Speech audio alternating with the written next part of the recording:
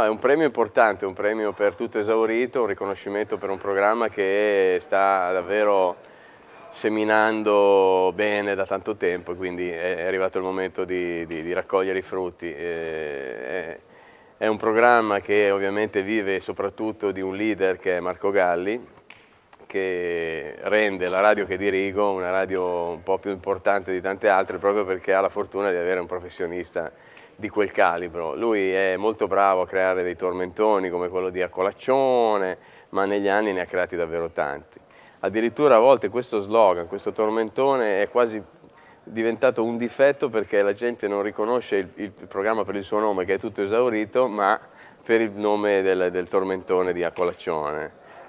Con me poi a ritirare questo premio ci sarà Pizza, che abbiamo scelto come rappresentante del programma. Io è già la seconda volta che vengo a questa manifestazione, lo scorso anno abbiamo vinto come miglior palinsesto e quest'anno sono molto contento che il premio vada a Marco Galli, a tutto esaurito.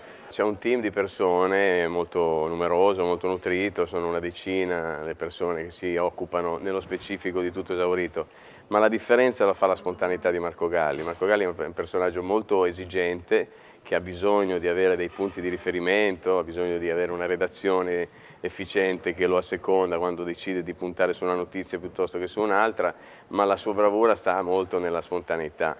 Lui prende dal pubblico soprattutto quelli che sono gli spunti per creare appunto delle situazioni importanti. Tant'è che lui molto spesso utilizza delle figure che non c'entrano niente col programma e le fa diventare quasi dei personaggi, no, dello show.